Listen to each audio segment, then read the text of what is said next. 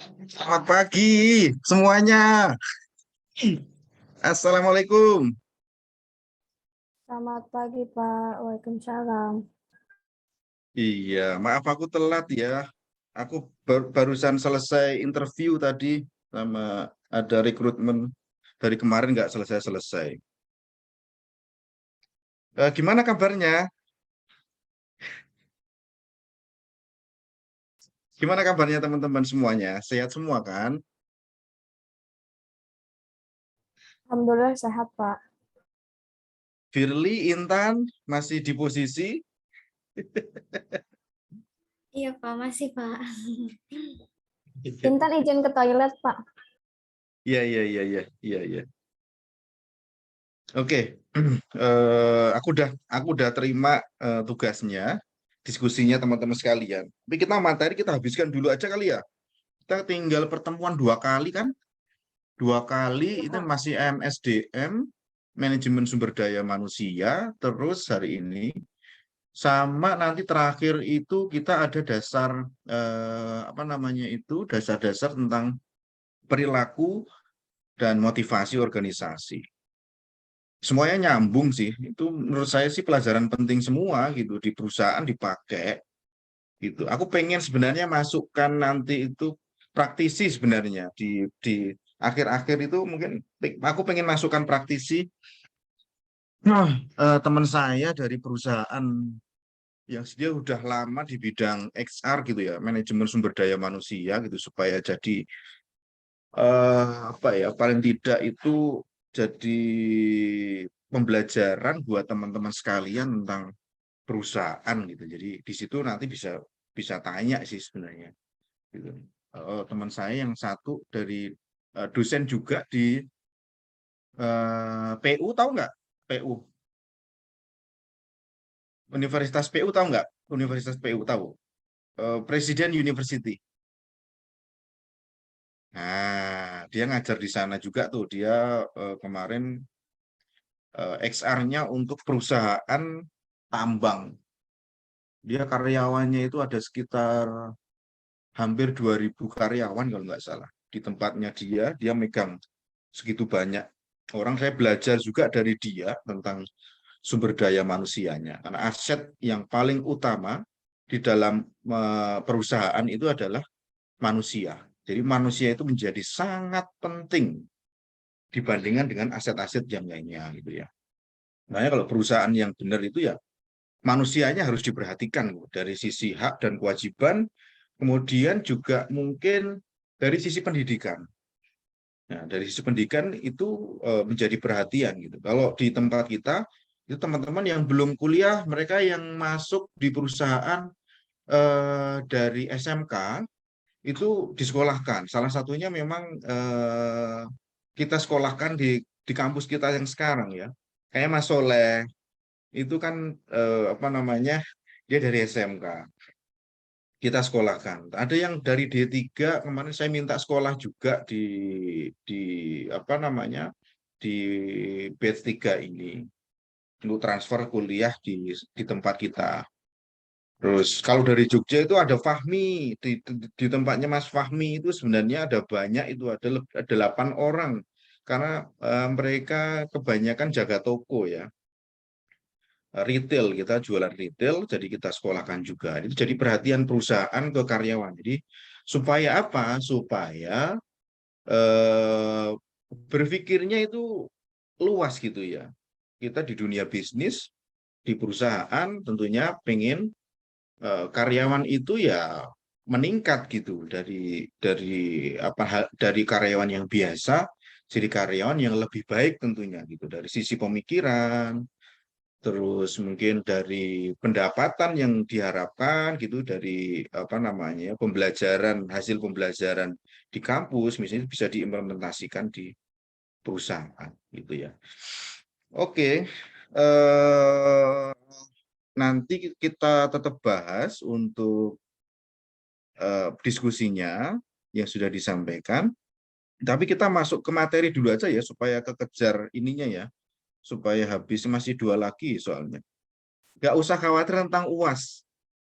Nggak usah khawatir tentang UAS. kalian yang sudah mengerjakan tugas-tugas saya, insya Allah sambil merem ngerjain UASnya. Jadi saya tidak akan membebani teman-teman sekalian ya. Saya justru terima kasih bersyukur karena kalian masih cukup antusias di perkuliahan ini gitu. Dan kembali ke teman-teman juga gitu. Ada yang teman-teman kayaknya ada yang takut ketemu saya, heran saya. Kenapa ya? Aduh, kata Soleh ada yang takut ketemu saya, kenapa ini gitu. Padahal nggak apa-apa loh ya. Saya nggak gigit loh, kan ketemu kan nggak apa-apa. Paling kan tugas ya. Tugas kan aku udah nyampaikan ke teman-teman kan, jangan pernah takut untuk menyampaikan pendapatnya. Kalau misalnya presentasi, apakah saya bilang presentasinya salah? Kan enggak. Apakah Firly salah, Kamalia salah, Intan salah? Kan enggak juga. Saya enggak begitu gitu. Jadi proses belajar kita ya di sini gitu. Jadi kita pengen mendidik teman-teman ini ya punya kualitas. Sebenarnya ini adalah apa ya, kebutuhan di tempat kerja sebenarnya.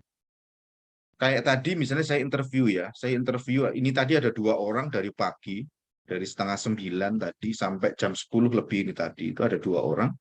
Saya pasti tanya ke orang ini, bisa presentasi apa tidak? Itu dari dasar soalnya. Itu jadi dasar di setiap perusahaan kan ditanya itu, gitu ya.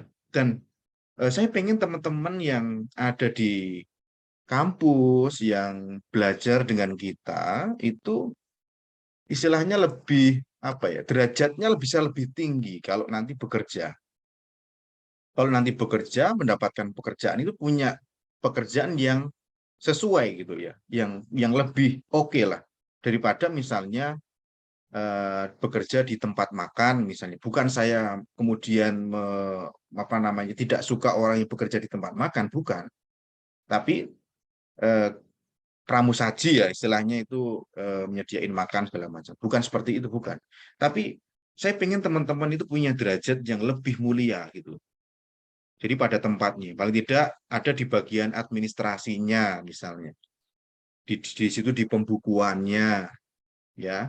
Terus nanti misalnya di situ nanti teman-teman bisa main di marketingnya, bisa main di bagian humasnya gitu loh.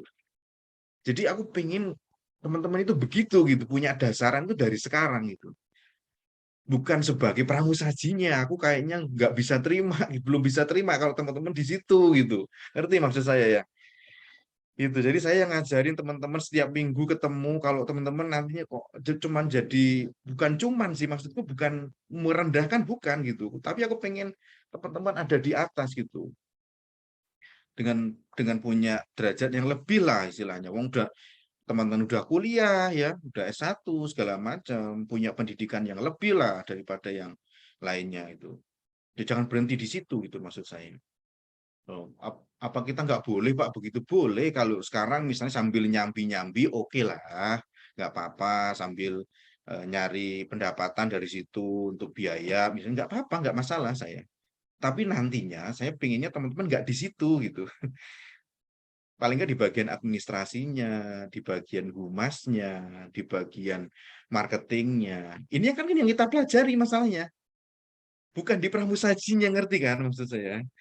Itu ada levelnya, ada di bawahnya teman-teman gitu. Itu paling anak-anak SMK, anak-anak SMP itu bisa lah, nggak perlu belajar ke sana. Nah kalau kita belajarnya tinggi-tinggi, kita kemudian ada di posisi itu kan kita belajarnya nggak masuk kita. Kuliah kita nggak masuk gitu. Saya ajar bisnis sama organisasi nggak masuk. Aku pengennya gitu, teman-teman punya derajat yang lebih bagus gitu. Dari sisi pekerjaannya lebih bagus, gitu. Dapatnya lebih keren gitu ya. Gitu. Nah, hari ini itu ada tamu di kampus juga ini, eh, apa namanya, ada 2 perusahaan ini tuh perusahaan yang rekrut karyawan. Kemarin dia bilang sama saya untuk datang bisa perkenalan di siang hari ini, terus siang nanti jam 2 itu ada dari Rudek Teknologi. Rudek Teknologi itu bergerak di bidang cyber security.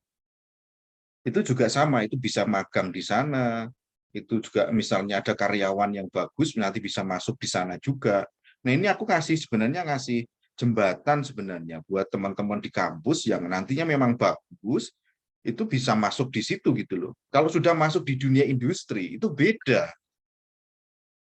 Kalau sudah masuk di dunia industri beda teman-teman gitu. Jadi nanti yang datang di root-nya itu direktur utama Rudek itu mau ke sini. Kemarin saya diminta ke sana ke kantornya. Cuman saya bilang kalau bisa di hari Selasa itu kan ada Pak Ono juga kan masalahnya. Jadi supaya lebih masuk lagi apa sih kerjasama yang bisa kita lakukan. Salah satunya mungkin podcast. Kan podcast sudah mau mulai lagi nih. Nanti terkait dengan cyber security nanti ada banyak nih. Ada rangkaian kegiatan podcast di beberapa hari ke depan itu. Kayak gitu. Terus kemarin saya ke SMK Prima Jakarta. Aku udah cerita belum ya? Yang saya ke SMK Prima Jakarta itu, udah kayaknya minggu kemarin. Itu juga ibu yayasannya yang punya sekolah itu bilang sama saya, Pak Nanang kalau ada siswanya yang bagus, boleh Pak direkomendasikan ke sini. Keren kan? Itu loh teman-teman. Jadi tugas saya itu di lapangan kayak gitu itu. Jadi peluang-peluang itu saya tangkap dan kita sudah kampus dan perusahaan itu sudah kerjasama dengan mereka gitu. Mereka akhirnya ada kontrak dengan saya untuk pasang internet di sana. Nah, udah dikerjakan tuh sama teman-teman gitu. Ya, saya dapat project di sana kemarin gitu ya. Nah, ternyata yang ngajar di SMK Prima ini itu beberapa adalah teman-teman dari Amikom Jogja, dari Universitas Amikom Jogja.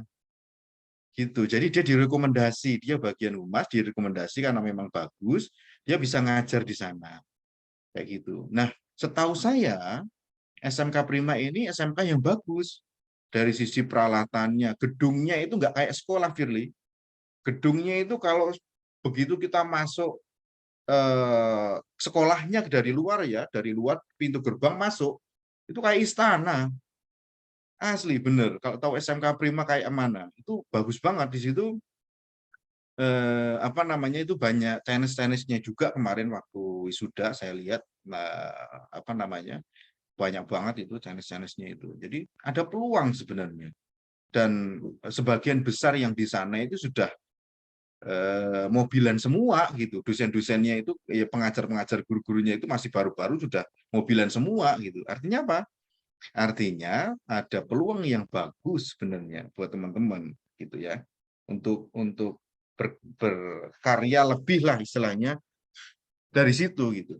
Nah, kalau aku nanti ditanya Pak Nanang ada enggak nih apa namanya yang direkomendasi? Ya, kalau teman-teman nggak pernah masuk, teman-teman nggak aktif, lah saya bingung kan. Saya nggak mungkin merekomendasikan anak-anak saya yang tidak punya kompetensi, nggak mungkin saya. Karena kita pasti malu kan. Aku juga pasti malu, gimana sih? Misalnya sudah tak rekomendasi ke sana, wah, Pak Nanang gimana sih masa nggak bisa ini anaknya gimana nggak itu yang kena saya lagi. Padahal saya maunya teman-teman bisa berkarya di situ gitu. Nah itu ada banyak peluang sebenarnya yang ke depan ini yang teman-teman bisa bisa ikuti gitu. Jadi saya nggak mau teman-teman ada di bawah ya. Kalau bisa iya eh, apa ya punya derajat yang lebih lah. Jangan jangan kayak tadi yang kita bicarakan di depan. Gitu ya. Tetap bersemangat. Kalau sekarang misalnya belum dapat, nggak apa-apa. Proses belajar kita di sini ini sambil jalan, sambil tanya kiri kanan segala macam. Kalau perlu misalnya di kampus ada perlu bantu apa, dibantu dulu. Kampus ini kan baru banget, baru banget. Mungkin kampus belum bisa memberikan lebih gitu ya. Belum bisa memberikan lebih ke teman-teman misalnya. Gak apa-apa. Aku kemarin udah ketemu dengan beberapa siswa tuh kayak Graceberg segala macam. Kenal nggak sama Graceberg? Tahu Kenal? kan ya? Iya. Heeh. Tahu kan? Ketemu aku kemarin sama Graceberg itu. Dianya kemarin sempat tak omelin juga karena kan ternyata salah langkah dia. Salah langkah dengan timnya yang lama. ternyata anak ini bermasalah gitu, mahasiswa kita juga gitu. Nah, sorry kita sampaikan ini supaya menjadi contoh ya, karena bidang kita manajemen organisasi. Jadi ini keterlibatan teman-teman di dalam organisasi yang nggak pas gitu. Dia bergabung di satu tim, apa namanya, ternyata tidak komit gitu. Ketika investor sudah masuk, angkanya itu cukup besar, angkanya itu 2,5 miliar masuk, itu keren banget. Sekelas mahasiswa ITTS yang baru bisa mendatangkan investor dengan angka 2,5 miliar, itu top. Itu timnya Gracebook, saya akui itu keren. Meskipun itu ada jembatan dari relasi ya, dari rekanan, tapi itu bagus. Tapi yang jadi masalah adalah komitmennya.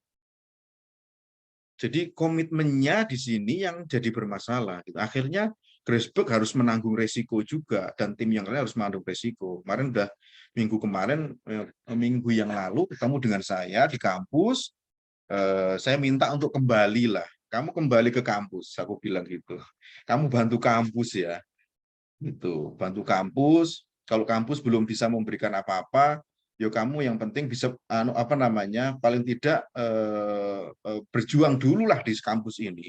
Nanti saya kasih ruangan, saya kasih untuk teman-teman bisa ngerjain kegiatan-kegiatan di kampus, nanti mungkin UKM segala macam itu nggak apa, saya kasih ruangan gitu, pakai yang ruangan yang ada gitu. Nah, harapanku bisa maju bareng, bisa berkembang bareng di situ. Nah, sebenarnya kalau teman-teman bisa aktif semua, ada beberapa UKM yang sudah bisa berdiri di sana ya. Contohnya misalnya tentang metaverse misalnya, kemudian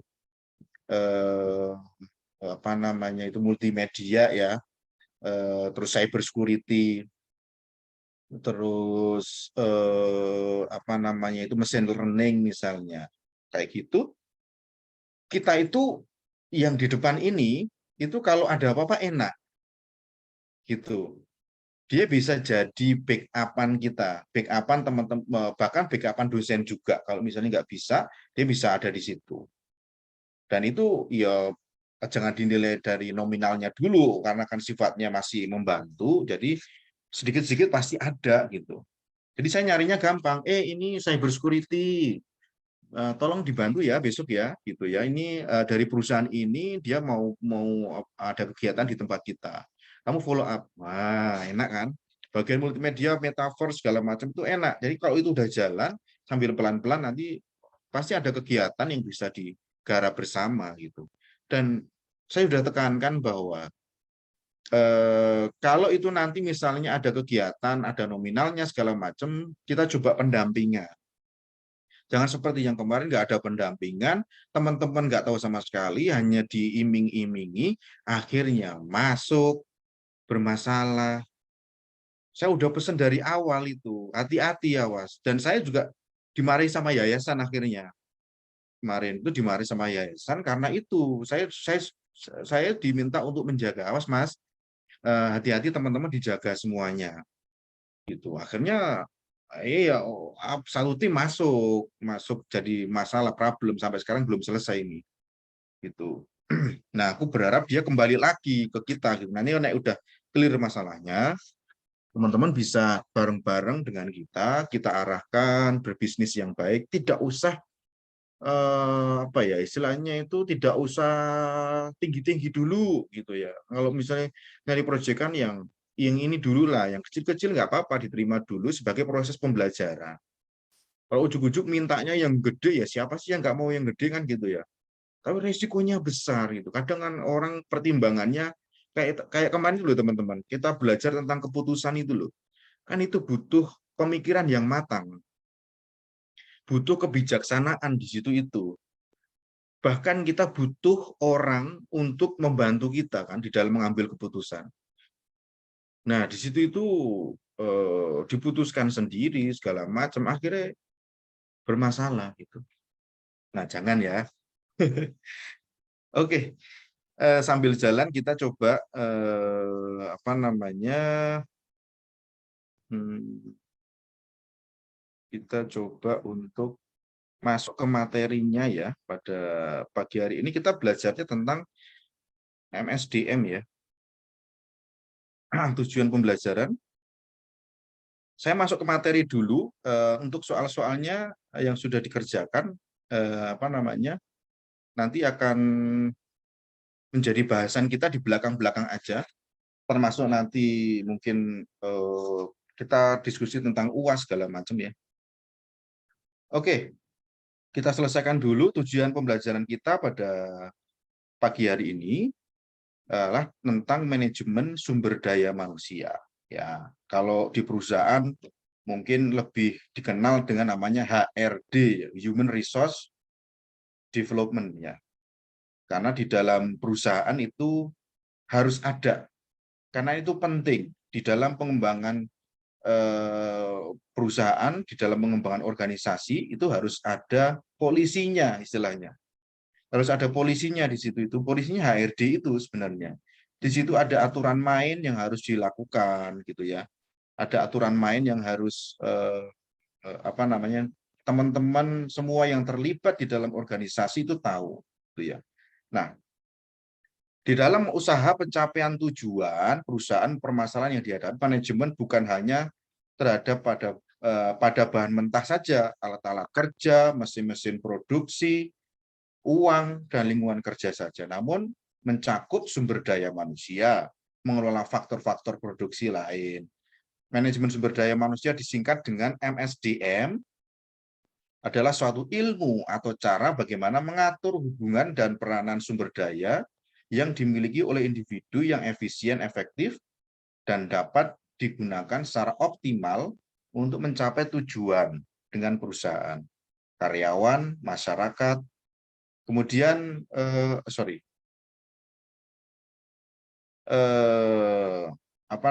secara pengertiannya kita bisa pelajari di sini.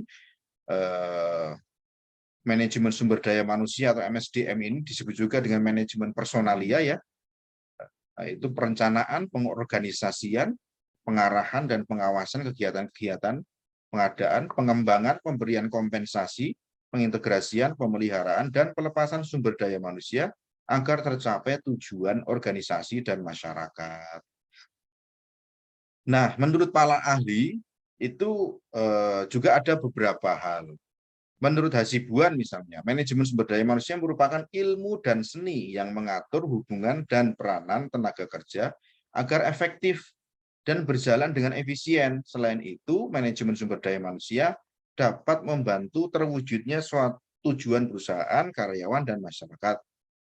Menurut Tulus, manajemen sumber daya manusia merupakan manajemen sumber daya manusia merupakan suatu proses yang terdiri atas rangkaian pengorganisasian, pengarahan, dan pengawasan atas pengadaan, pengembangan, pemberian kompensasi, pengintegrasian, pemeliharaan, dan pemutusan hubungan tenaga kerja diartikan untuk membantu tujuan organisasi, individu, dan masyarakat. Jadi, betapa pentingnya ya sumber daya manusia itu, MSDM itu, manajemen sumber daya manusia atau XR itu, atau bagian personal itu sangat penting. Karena di situ semuanya diatur tentang aturan main perusahaan, jalannya perusahaan nanti tentang visi misi. Jadi harus bisa menerjemahkan dari visi misi itu kemudian diimplementasikan ke seluruh karyawan. Nah, dari situ fungsinya personalia atau XR itu jadi polisinya. Gitu ya. Ada permasalahan di situ, ada aturan main segala macam. Nah, ini menurut Handoko, kemudian juga menurut ada Bochler-Render dan Snell tahun 2010. Kemudian ada beberapa pendapat ahli yang lain gitu ya.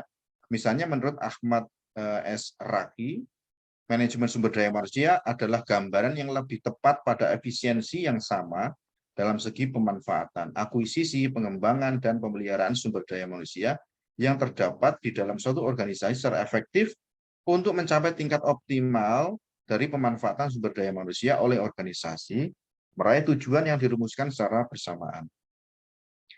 Nah, sejarah perkembangan MSDM.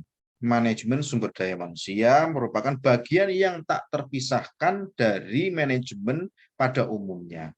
Sebelum permulaan abad ke-20, manusia dipandang sebagai barang. Kita kayaknya udah belajar nih, di awal dulu kita pernah belajar tentang perkembangan manajemen ya. Ya, nanti ada sangkut pautnya ini pelajaran di 2 terakhir ini. Sebelumnya permulaan abad ke-20 ya, dipandang sebagai barang, benda mati yang dapat diperlakukan sekehendak kali oleh majikan. Jadi sekarepnya, sesuka hatinya majikannya, sesuka hatinya bosnya. Manusia itu diperlakukan itu tidak manusiawi. Makanya dulu ada namanya perbudakan segala macam itu. Manusia tidak dihargai karena dianggap sebagai salah satu faktor produksi, disamakan dengan mesin, uang, dan sebagainya. Manusia punya hati, manusia punya pikiran, tentunya berbeda dengan mesin ya. Sehingga tidak boleh kemudian manusia disamakan dengan itu, diberdayakan sesuka hati tanpa ada aturan yang jelas. Majikan lebih mementingkan atau memberikan perhatian pada sumber daya alam daripada sumber daya manusia. Hal ini dikarenakan pada masa tersebut manusia masih banyak yang belum mempunyai pengetahuan dan keterampilan yang memadai, sehingga penghargaan pada manusia lebih rendah, dipicu pula jumlah tenaga kerja yang berlebihan. Padahal lapangan kerja sangat sedikit. Nah, memang kalau kita bicaranya itu berabad-abad yang lalu, misalnya abad ke-20, permulaan abad ke-20, ya kita bisa kira-kira bisa menggambar saat ini bahwa saat itu memang sangat sedikit mungkin orang yang paham tentang organisasi ya, orang yang paham tentang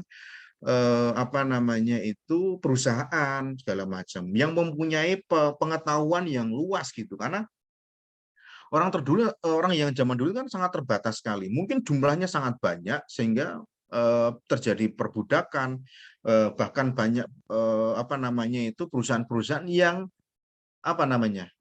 mempekerjakan anak-anak di bawah umur. Banyak kan orang mereka dipaksa untuk bekerja padahal umurnya masih di bawah banget gitu, untuk memenuhi hasrat pimpinannya gitu. Pimpinannya udah nggak peduli itu manusia atau bukan, yang penting tujuan dari perusahaannya tercapai. Yaitu akhirnya perbudakan terjadi di sana. Itu tidak boleh.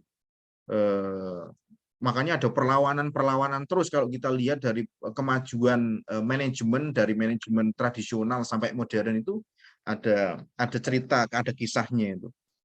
Nah, dalam perkembangan selanjutnya, perhatian terhadap faktor manusia sebagai sumber daya manusia jauh lebih besar. Hal ini disebabkan 5 faktor. Yang pertama adalah perkembangan pengetahuan manajemen yang dipelopori oleh Tyler. Nah, kita udah pelajari ya tentang siapa sih Tyler itu, fotonya yang mana gitu ya. Kita udah pernah pelajari. Makanya akan nyambung terus teman-teman sekalian. Akan nyambung terus pelajaran kita. Betapa pentingnya tentang pengetahuan manajemen, sehingga ada seorang ahli di sana bernama Tyler itu untuk istilahnya itu mungkin dia melakukan terobosan baru gitu ya, supaya ada pembenahan dan perubahan yang lebih baik. Kekurangan tenaga kerja pada Perang Dunia Pertama bagi negara-negara yang terlibat peperangan. Kemajuan yang dicapai serikat-serikat pekerja, di situ sudah muncul serikat pekerjanya. Semakin meningkatnya campur tangan pemerintah dalam hubungan antara majikan dan buruh akibat depresi besar tahun 1930. Nah, kelima faktor tersebut sekitar tahun 1950-an ya. Para ahli mengkaji kembali pentingnya peranan sumber daya manusia dalam kegiatan organisasi. Nah, di Indonesia masalah sumber daya manusia itu baru mulai diperhatikan serius itu pada tahun 1970-an. Ya, bayangin tuh, pada tahun 1970-an itu orang di Indonesia itu baru istilahnya itu memperhatikan tentang pentingnya sumber daya manusia, pentingnya manusia. Hal ini dibuktikan dengan munculnya undang-undang tentang tenaga kerja, peraturan upah minimum, kesejahteraan pegawai, dan sebagainya. Jadi ada cerita berturut ya, dari para ahli seperti Taylor, kemudian juga para ahli yang lainnya, yang sudah pernah kita pelajari itu, yang kemudian sampai ke Indonesia, kemudian diimplementasi di Indonesia mulai sadar di tahun 1970-an, Itu diantaranya dengan munculnya undang-undang tentang tenaga kerja, peraturan upah minimum, kesejahteraan pegawai, dan sebagainya. Ya karena melihat memang waktu dulu itu tadi terjadi perbudakan, terus pemaksaan anak di bawah umur, segala macam itu. Ada perlawanan lah istilahnya. Dalam arah pengembangan jangka panjang kedua disebutkan bahwa melalui upaya pembangunan potensi sumber daya nasional diarahkan menjadi kekuatan ekonomi, sosial, budaya, politik, dan pertahanan keamanan yang nyata, didukung oleh sumber daya manusia yang berkualitas, yang memiliki kemampuan memanfaatkan, mengembangkan, dan menguasai ilmu pengetahuan teknologi, serta kemampuan manajemen. Nah, tujuan dari manajemen sumber daya manusia itu ada 4 tujuan. Tujuan secara organisasional, fungsional, sosial, dan personal. Nah, secara umum tujuan dari sumber daya manusia, manajemen sumber daya manusia secara umum adalah untuk meningkatkan dukungan sumber daya manusia dalam usaha meningkatkan efektivitas organisasi dalam rangka mencapai tujuan. Secara operasional dapat diamati atau diukur untuk meningkatkan produktivitas pegawai, mengurangi tingkat absensi, mengurangi tingkat perputaran kerja, dan meningkatkan loyalitas pegawai pada organisasi. Nah, ini memang tugasnya XR di sini itu. Tugasnya seorang HRD, Human Resource Development, itu tidak mudah karena berhubungan langsung dengan benda hidup bernama manusia yang punya pikiran, yang punya hati, yang punya perasaan, kayak gitu itu. Jadi kalau orang mungkin ke teman-teman udah pernah bekerja di dalam perusahaan, pasti pertama kali masuk kan pasti urusannya dengan HR kan, Human Resource Development-nya. Di situ akan ditanya tentang personality, kemudian ditanya tentang pengalaman, tentang pendidikan, kemudian mungkin yang lain-lainnya. Karena harus selektif di dalam proses pemilihan yang kita lakukan itu kan harus selektif banget gitu supaya dia ketika kita rekrut atau dia berada di dalam organisasi tempat kita berada itu tidak menjadi masalah baru. Artinya bisa sejalan dengan kebutuhan, bisa sejalan dengan visi misi perusahaan yang sudah ditetapkan. Nah, karena apa? Karena itu tadi bagaimana mereka dilayakkan selayaknya manusia. Artinya dipekerjakan secara manusiawi karena di situ ada tugas dan tanggung jawab atau job desk-nya seperti apa gitu ya. Terus bagaimana seorang XR itu secara umum itu bisa membangun komunikasi yang baik dengan seluruh karyawan, terus kemudian bisa memberikan motivasi ya, menjadikan tempat kerja juga sebagai tempat kerja yang benar-benar nyaman mungkin buat teman-teman sekalian gitu ya. Kemudian tujuannya adalah agar tidak terjadi resignnya karyawan atau turnovernya karyawan. Kalau bahasa perusahaan turnover yang tinggi itu sebenarnya tidak bagus. Turnover itu pasti terjadi di setiap perusahaan, tapi turnover yang terlalu tinggi itu juga tidak bagus sebenarnya. Biasanya itu terjadi di tim-tim marketing biasanya, sales, marketing. Karena apa? Karena mereka punya target. Nah, saya punya pengalaman, teman saya cerita sedikit. Kemarin saya interview juga di sini gitu ya. Ada calon pendaftar gitu, dia menyampaikan dia pertama bekerja di telemarketing, dia bilang. Di telemarketing dia punya target gitu ya. Dia punya target gitu ya. Terus dia sampai di posisi achievement, karena dia achievement dia sampai di posisi leader gitu ya. Dia membawai sekitar 15 karyawan di bawahnya dia. Nah, kemudian ada lagi yang yang dia baru berapa bulan gitu, nggak nyampe setahun kayaknya, karena di sales itu kejam biasanya, di marketing itu kejam. Dia kalau apa namanya tidak terpenuhi dari targetnya itu langsung diamputasi, istilahnya langsung diberhentikan, istilahnya kayak gitu. Jadi bagaimana seorang sales, bagaimana seorang marketing bisa beradaptasi secara cepat dengan perusahaan, kemudian bisa memberikan revenue berdasarkan dari target yang diberikan oleh perusahaan. Itu apa namanya bukan perkara yang mudah gitu. Kalau yang masih cubi-cubi berada di situ, biasanya kalau nggak hoki gitu ya, itu nggak bertahan lama gitu. Itu berat di situ itu tujuan. Oke, kita lanjutkan. Tujuan MSDM nanti bisa sambil berjalan dipelajari. Ada tujuan sosial, kemudian tujuan personal. Nah, kegiatan SDM, kegiatan atau aktivitas manajemen sumber daya manusia secara umum dapat dikategorikan menjadi 4 hal: persiapan dan pengadaan, pengembangan dan penilaian, pengkompensasian dan perlindungan, hubungan-hubungan kepegawaian. Ini ada grafiknya ini. Persiapan dan pengadaan. Kegiatan persiapan dan pengadaan meliputi analisis jabatan.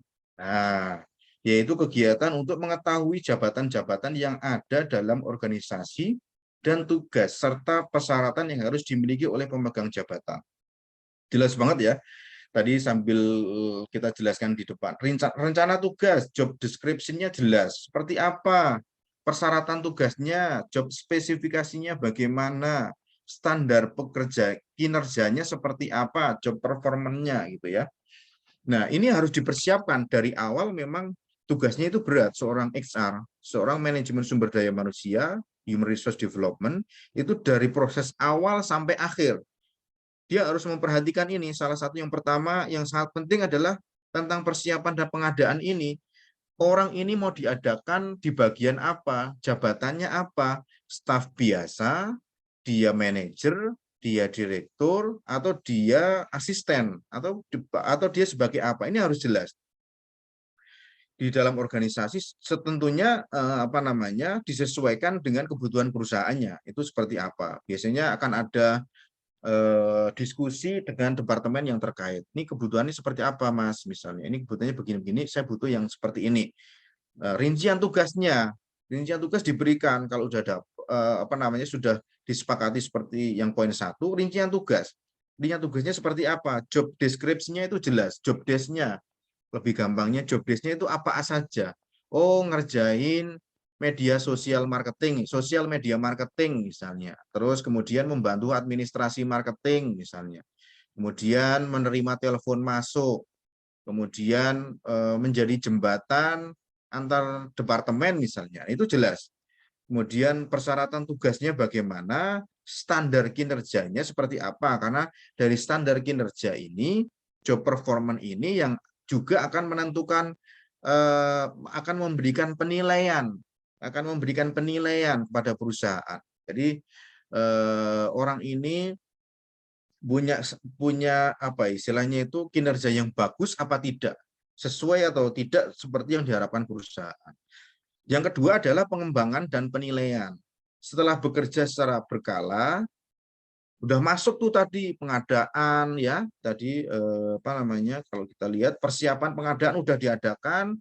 Kemudian yang kedua adalah pengembangan dan penilaian. Setelah masuk, kemudian bekerja secara berkala, pegawai harus diberikan pelatihan. Jadi kalau di awal kan apa namanya pasti ada training kan.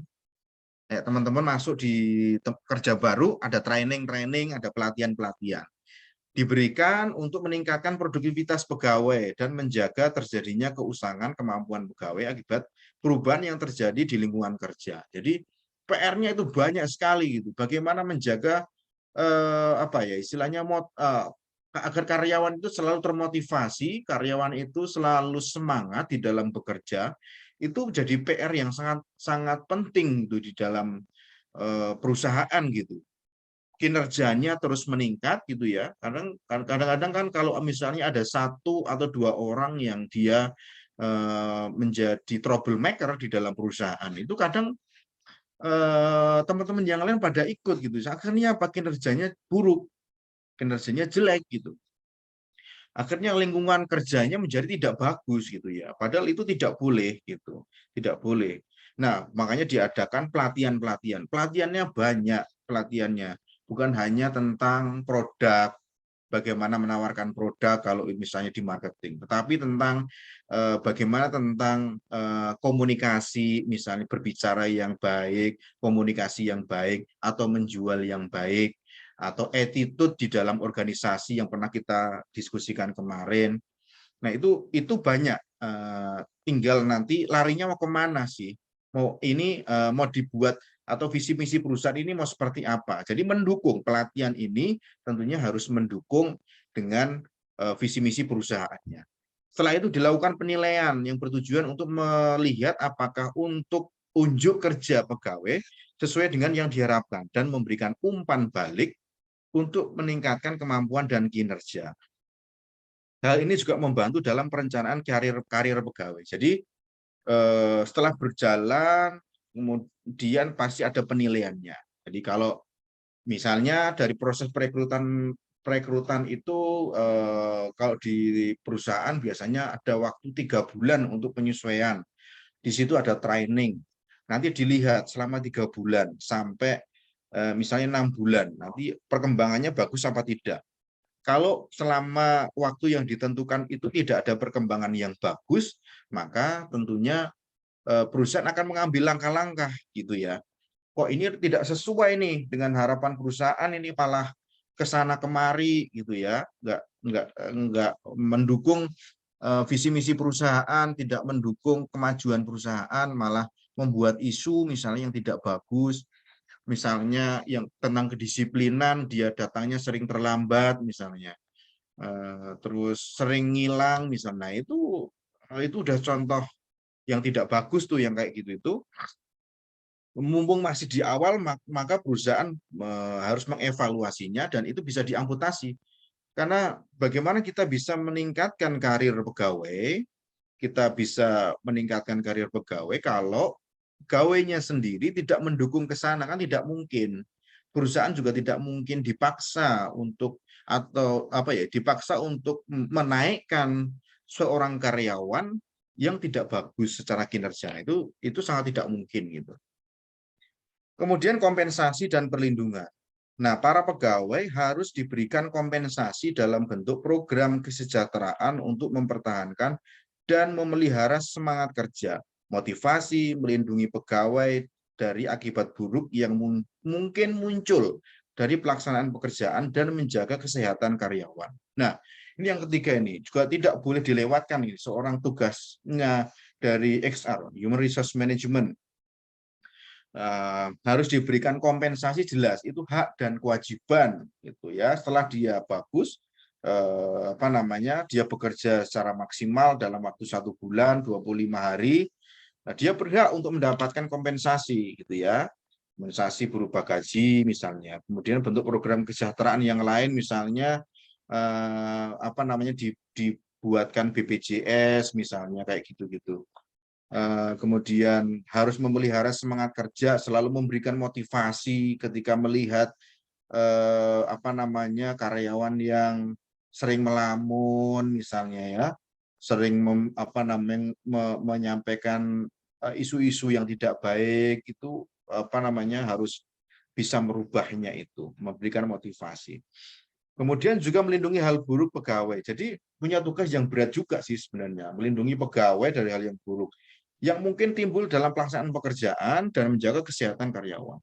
Sangat mungkin terjadi hal buruk ya ketika proses bekerja itu berjalan, apalagi misalnya perusahaannya besar gitu ya, terus lintas departemen, terus misalnya based on project misalnya, berdasarkan project misalnya, itu sangat mungkin terjadi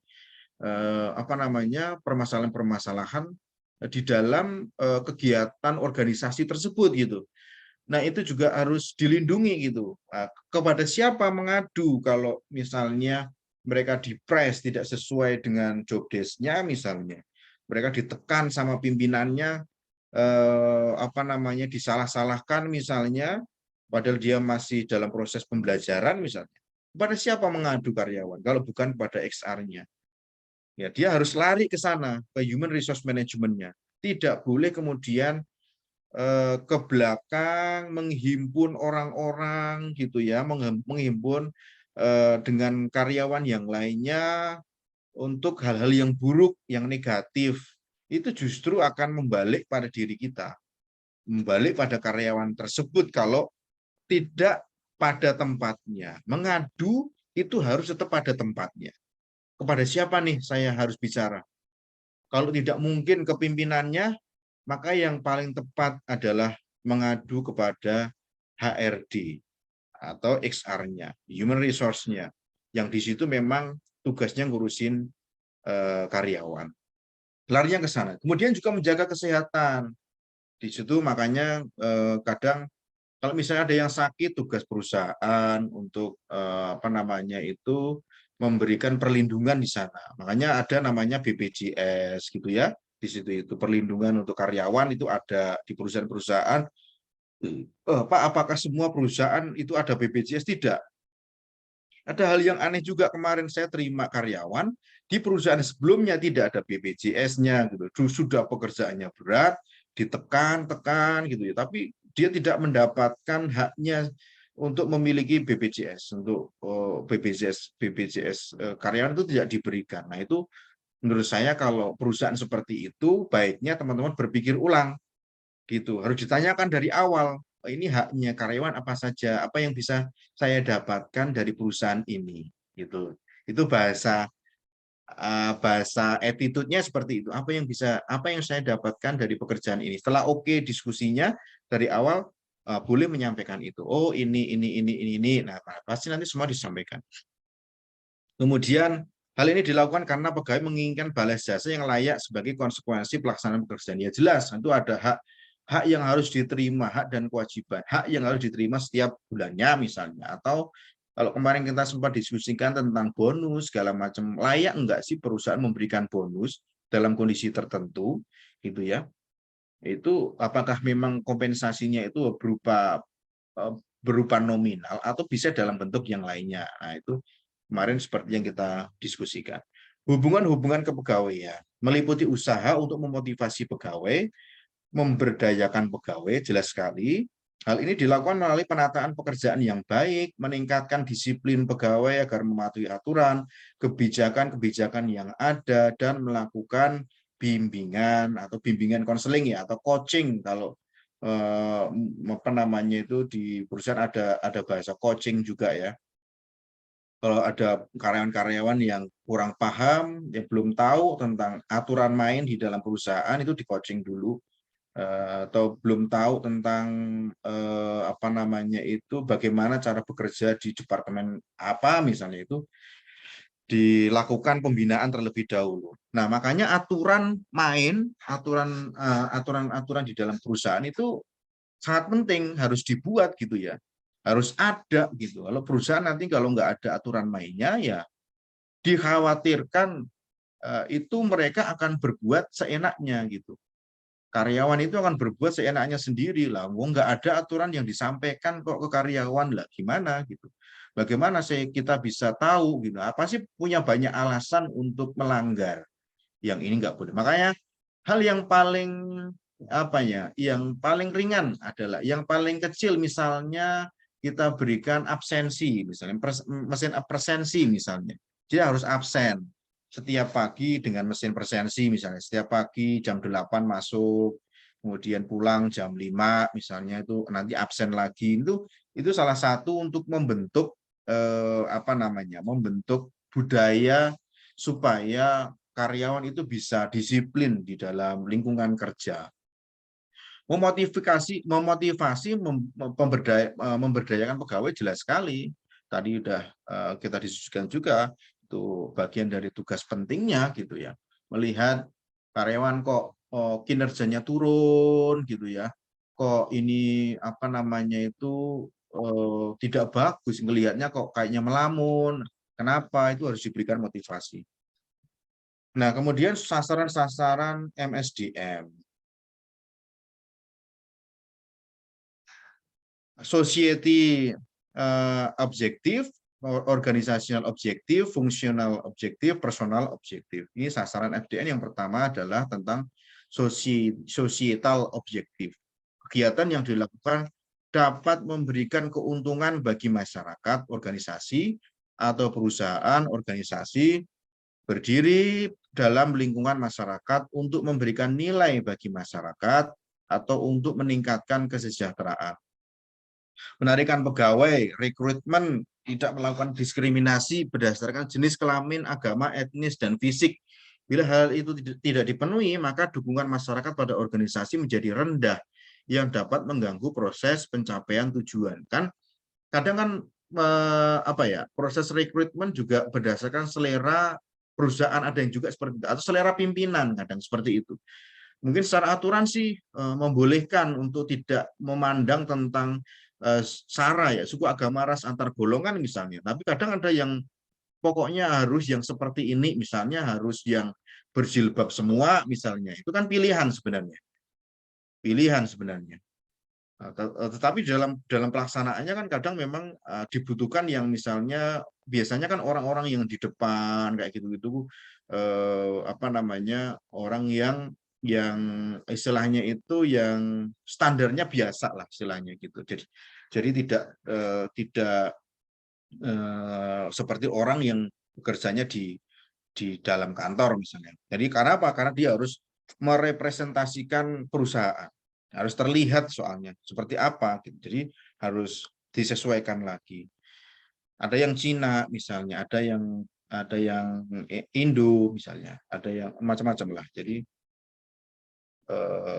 yang berikutnya adalah organisasional objektif. Kegiatan yang dilakukan dapat memberikan bantuan untuk mencapai tujuan organisasi. Agar organisasi dapat bertahan dan memberi manfaat, maka harus mencapai keuntungan atau bekerja secara efektif dan efisien agar dapat meningkatkan produktivitas karyawan. Fungsional objektif, sasaran ini mengusahakan adanya kesesuaian antar kegiatan, kemampuan departemen sumber daya manusia dengan kegiatan bisnis dan perusahaan-perusahaan. Pegawai MSDM diharapkan seorang yang memiliki pengetahuan luas mengenai lingkungan internal bisnis, strategi bisnis, dan lingkungan luar agar dapat melakukan program-program kepegawaian sesuai dengan tujuan organisasi. Wah, ini kalau dapat orang yang seperti ini, bagian sumber daya manusia, itu sangat asik sekali. Karena dia paham tentang bisnis, ya, lingkungan bisnis baik nasional maupun global misalnya. Jadi literasi dia literasinya banyak, pandangan-pandangan dia tentang organisasi, pandangan dia tentang bisnis itu besar, itu lebih bisa masuk untuk kemajuan perusahaan. Karena dia tahu siapa yang ditangani, orang-orangnya harus dibuat seperti apa, harus bagaimana menangani orang yang seperti ini di dalam organisasi, di dalam perusahaan misalnya. Dia ngerti gitu, apa yang harus dilakukan. Nah, itu bagus sekali kalau bisa dapat. Kadang kan memang tidak semuanya itu atau mungkin banyak yang belum sampai ke sini gitu, tidak berpengetahuan yang luas. Kadang berdasarkan berapa lama dia bekerja di dalam perusahaan saja, tapi dia kurang memiliki literasi yang banyak gitu, sehingga kurang bisa mengerti tentang strategi bisnis gitu, kemudian lingkungan bisnis. Efeknya adalah ke pegawai, efeknya adalah ke karyawan gitu. Bagaimana istilahnya sebagai polisi itu mengatur lalu lintas di dalam perusahaan itu menjadi kendala, bisa menjadi hambatan gitu. Kadang ada loh seorang XR yang kemudian menyerah gitu dengan kondisi karyawannya. Padahal itu udah bagiannya. Itu juga tidak boleh gitu. Seorang XR harus benar-benar dia menguasai semuanya ya. Karena menurut saya di dalam perusahaan dua orang penting di dalam perusahaan selain pimpinan ya. Yang pertama adalah pimpinan perusahaan, yang kedua adalah manajemen sumber daya manusianya, XR-nya, kemudian adalah keuangan. Nah, tiga orang ini dua orang ini bagian keuangan, kemudian bagian sumber daya manusia ini sangat penting banget di dalam organisasi karena dia yang mengkontrol organisasi. Dari situ muncul controlling, gitu. Bagaimana kemudian mengorganising, gitu ya, menempatkan yang tepat, ya, menempatkan orang yang tepat pada tempatnya, gitu ya, mengontrol yang kurang bagus, kemudian ada fungsi pengendaliannya di sana karena di situ ada keuangan di situ. Jadi ini yang memiliki hubungan yang harusnya paling dekat dengan pimpinan itu dua orang ini harusnya.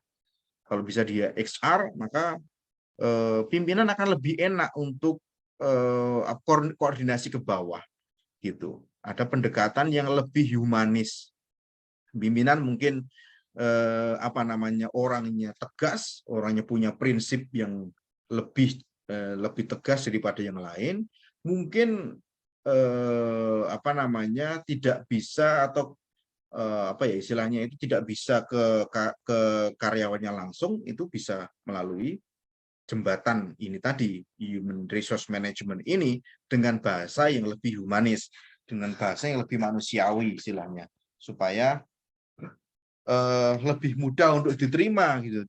Jadi karyawan tidak takut, tidak merasa diintimidasi segala macam. Terus berdiskusi pun dalam keadaan yang tenang, yang lebih nyaman. Itu tugasnya seperti itu.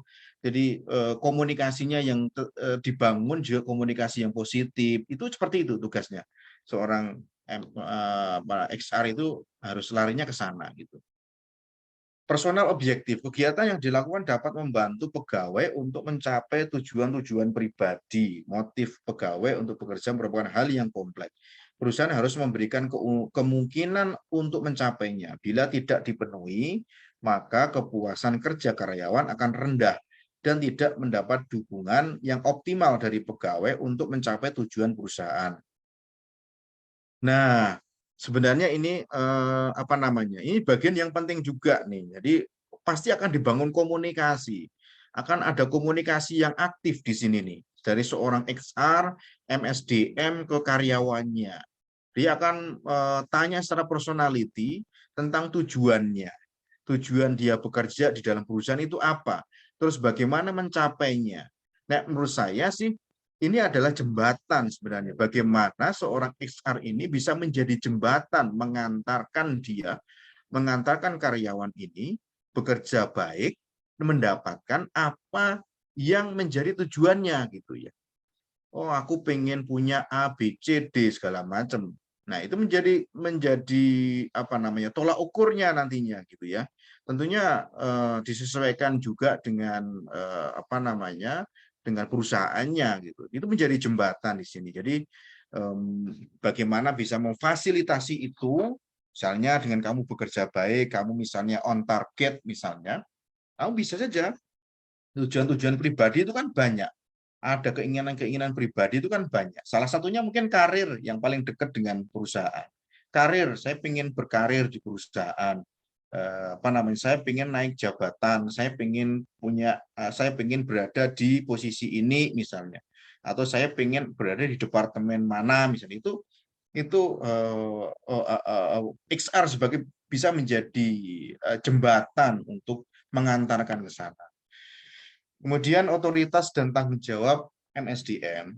Otoritas atau wewenang adalah hak untuk mengambil keputusan, mengarahkan kerja orang lain, dan memberi perintah. Ada dua jenis otoritas, yaitu otoritas garis dan otoritas staf. Otoritas garis yaitu memerintah yang berkaitan dengan tugas operasional. Otoritas staf yaitu hak untuk memberikan nasihat mengenai pelaksanaan tugas-tugas organisasi. Nah, tanggung jawab artinya tindakan yang harus dilakukan untuk mencapai tujuan dari suatu kegiatan atau program. Pengelolaan sumber daya manusia menjadi tanggung jawab dari setiap manajer garis atau operasional. Kemudian tanggung jawab manajer garis dalam MSDM, manajemen sumber daya manusia. Apa itu? Pertama adalah menempatkan orang yang benar pada pekerjaan yang tepat. Ya, tadi itu the right man on the right place ya, bahasa kerennya kan gitu ya, menempatkan orang yang tepat pada tempatnya. Tugas juga tanggung jawab manajer. Jadi seorang manajer atau seorang leader atau seorang pimpinan juga memiliki tugas yang hampir sama di dalam organisasi gitu ya. Jadi dia bukan hanya tugas memerintah saja, tapi bagaimana dia bisa menempatkan orang yang tepat pada tempatnya. Nah, tentunya dengan bantuan HR tadi itu tadi. Jadi ada komunikasi yang dibangun di awal tentang pengadaannya seperti apa, job desk-nya bagaimana. Nah, tugasnya ada yang mencari adalah XR-nya. Nah, di situ ada koordinasi. Di pengalaman di perusahaan itu seperti itu. Melakukan orientasi terhadap pegawai baru, orientasi, ya, training segala macam, pemberian informasi awal lah di dalam organisasi perusahaan, melatih karyawan baru. Meningkatkan produktivitas dari setiap jabatan, mengusahakan kerjasama yang baik dan kreatif, menginterpretasikan kebijakan dan prosedur perusahaan, mengendalikan biaya tenaga kerja, mengembangkan kemampuan setiap orang, menciptakan dan mempertahankan semangat kerja departemen, melindungi kesehatan dan kondisi fisik karyawan. Nah, ini secara tanggung jawab manajer garis dalam manajemen sumber daya manusia. Itu tugasnya banyak tugasnya itu, karena hubungannya itu manusia masalahnya, bukan mesin. Nek mesin kalau udah mati ya sudah, nggak bisa dipakai lagi kan gitu ya. Kalau sudah nggak bisa, kalau udah aus ya sudah gitu ya, nggak bisa di maintenance misalnya ya sudah selesai. Tapi manusia itu ya sebisa mungkin diberdayakan dengan baik, dimanusiakan lah, bahasanya itu seperti itu. Jadi pertama kali setelah pengadaan bagaimana diberikan orientasi, kemudian menempatkan orang yang tepat, melatih karyawan yang baru itu agar sesuai dengan yang diharapkan. Kan nggak mungkin seorang karyawan yang baru masuk kemudian dilepas begitu saja, itu kan nggak mungkin. Nggak mungkin sekali. Pasti ada pertanyaan-pertanyaan kan di awal proses pengadaan. Biasanya mereka tanya, kayak tadi tanya dia, sebenarnya detailnya, saya ingin tahu Pak, detailnya seperti apa di pekerjaan ini gitu. Dia akan tanya seperti itu gitu. Jadi detailnya nanti begini disampaikan. Nah, jadi ada komunikasi di situ itu. Meningkatkan produktivitas, kemudian mengusahakan kerjasama yang baik dan kreatif. Itu harus dilakukan ya. Kerjasama yang baik tentunya kalau udah bilang kerjasama pasti melibatkan banyak orang gitu ya. Mungkin dalam satu tim, dalam satu kelompok, organisasi misalnya, atau lintas departemen, itu harus kerjasama yang baik dan kreatif, menginterpretasikan kebijakan prosedur perusahaan, mengendalikan biaya tenaga kerja. Nah, ini juga bagian tugas pentingnya, mengembangkan kemampuan setiap orang. Nah, di sini kemampuan ditingkatkan itu melalui banyak hal, melalui training-training bisa, melalui sekolah-sekolah bisa, kemudian juga melalui pemberian tugas tertentu dari pihak manajernya itu bisa, karena mungkin manajernya punya pandangan, aku yakin kamu mampu untuk mengerjakan ini, kamu coba kerjakan itu, selesaikan. Nah, itu bisa peningkatan kemampuan. Kadang kan orang stuck ya, kadang orang bosen di perusahaan itu, kerjanya gitu aja, gitu-gitu aja. Orang administrasi kerjanya bagaimana sih, ya begitu-begitu aja gitu ya. Kadang ada yang bosen loh, baru setahun ada yang tanya ada yang bosen gitu ya, kayak gini aja misalnya, itu perlu ada peningkatan. Nah, di situ PR-nya HR tuh di situ itu bagaimana mengolah orang ini agar tidak mengalami kebosanan tapi termotivasi untuk meningkatkan kinerjanya. Kemudian MSDM sebagai pendekatan strategis. Manajemen sumber daya manusia yang strategis yaitu keterkaitan antara SDM dengan tujuan dan sasaran-sasaran strategis untuk meningkatkan bisnis dan mengembangkan budaya organisasi yang mendorong inovasi dan fleksibel untuk kemampuan organisasi dalam mencapai tujuannya. Contoh menentukan strategi perusahaan, analisis lingkungan perusahaan dengan SWOT analisis. Teman-teman udah pernah kan membuat SWOT analisis? SWOT analisis nanti setelah SWOT analisis ini alat analisis yang paling dekat adalah TOS analisis. Jadi di balik TOS analisis itu ada di sana, itu nanti baru ketemu tuh nanti jalannya mau seperti apa itu di TOS analisis itu terkait dengan lingkungan eksternal dan lingkungan internal perusahaan atau organisasi. Pakainya SWOT analisis. Fungsi MSDM sebagai peran bagi manajer menjadi seorang business person, kemudian menjadi pembentuk perubahan, menjadi konsultan bagi organisasi, rekan kerja bagi manajer bidang lain, menjadi pembentuk dan pelaksana strategi, menjadi manajer yang profesional, menjadi aset dan pengawas biaya. Jadi sangat jelas ya, sangat jelas. Mungkin ini hanya sebagian kecil, teman-teman mungkin bisa lebih mengembangkan lagi, apalagi fungsi MSDM sebagai peran bagi manajer gitu. Menjadi seorang business person, jadi dia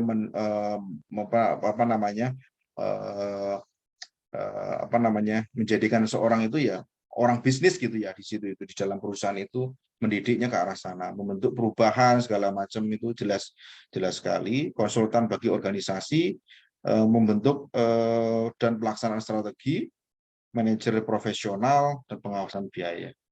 Oke. Berikutnya adalah tentang fungsi manajemen sumber daya manusia. Pada umumnya manajemen sumber daya manusia memiliki berbagai macam fungsi. Jika ditinjau dari sisi peranannya, diantaranya adalah ada fungsi staffing, evaluasi, kemudian penggantian kepuasan, kemudian penasihat dan pelatihan.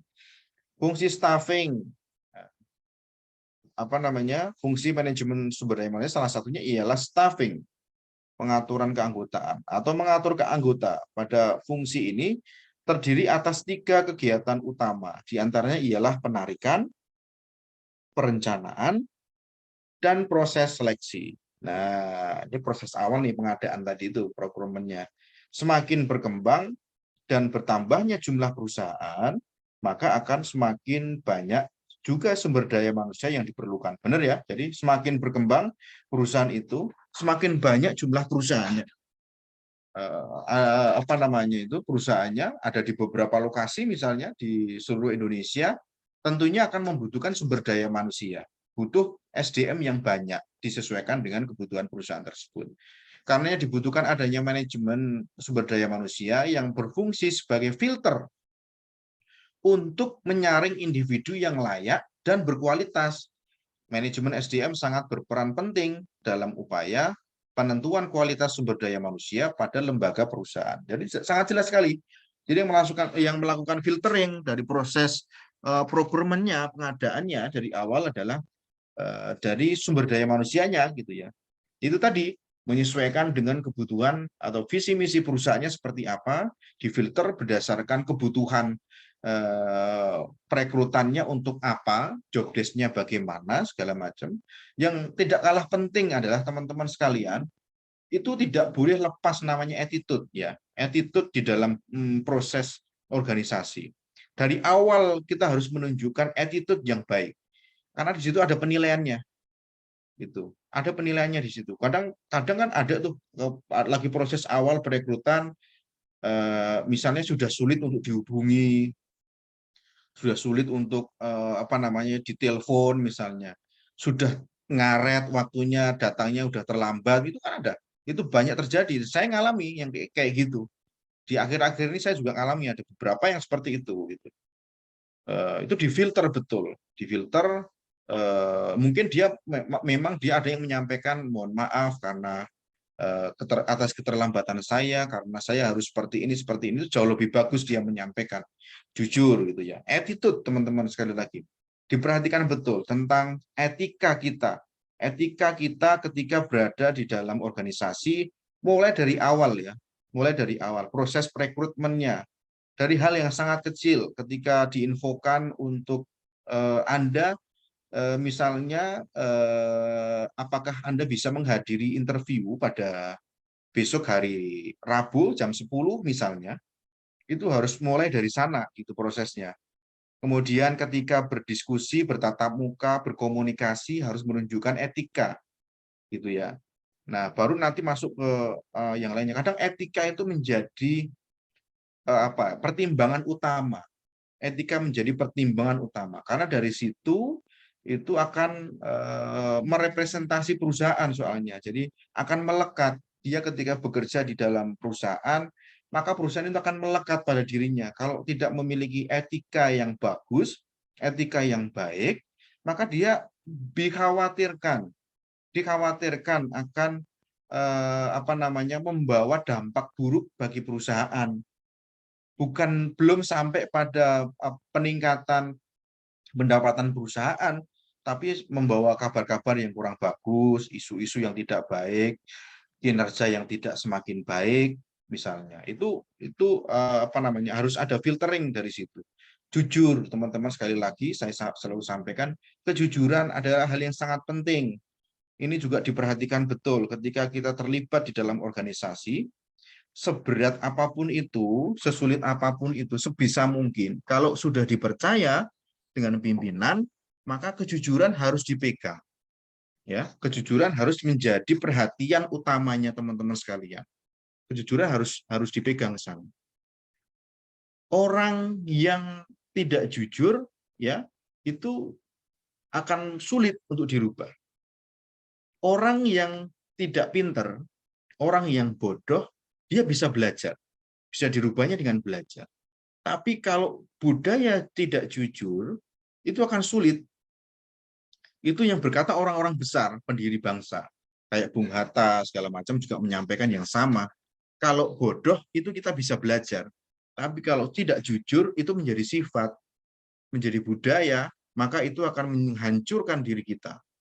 Orang-orang di sekitar kita menjadi tidak nyaman.